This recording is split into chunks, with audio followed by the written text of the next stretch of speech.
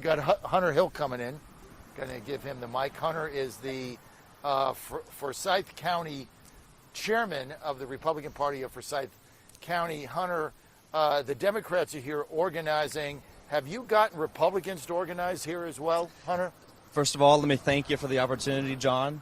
I'm glad to have you out here, glad to see a lot of the new parents and new precinct leaders out here. Right, and just remember, our competitors on TV right now are sitting in their office with their beautiful studio, having a hot chocolate. Somebody's bringing them the newspaper, and they're reading clips.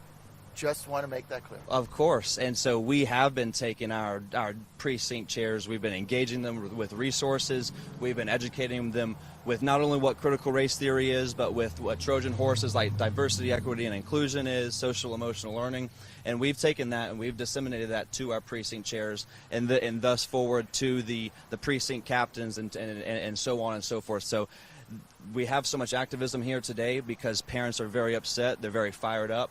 And that's why we're seeing a lot of people, Republicans, that they may have not have called themselves Republicans a year ago. They may have not have ever involved themselves at a Board of Education meeting a year ago.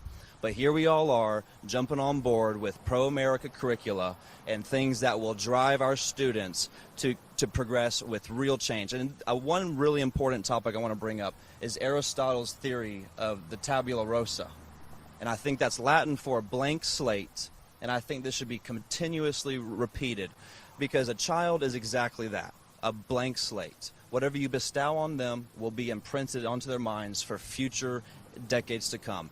And if you're teaching them to be critical of a race, whether it's white, black, brown, whether it's Jew, Gentile, Christian, whatever it is, you're not teaching them love. We need to teach our students love. We need to teach them the basics, math, balance the checkbooks, home ec. And then when they're 18 years old and they can form their own opinions, bring them on out, that's when they can start to become a real player in order of society. To do that, though, you need to get rid of critical race theory, Absolutely. SCI, DEI, Absolutely. whatever these Trojan horses are. And in order to do that, you need to get school board members that don't buy into it that are going to stop it. You've got 2 school board members coming up in November, right? These are nonpartisan elections in Forsyth County. Normally, Republicans don't really get involved to that extent. The 2 people up, are you going to hold them accountable? And if they don't come out in the next several weeks in opposition to this, are you going to recruit and run candidates and run campaigns to oust them?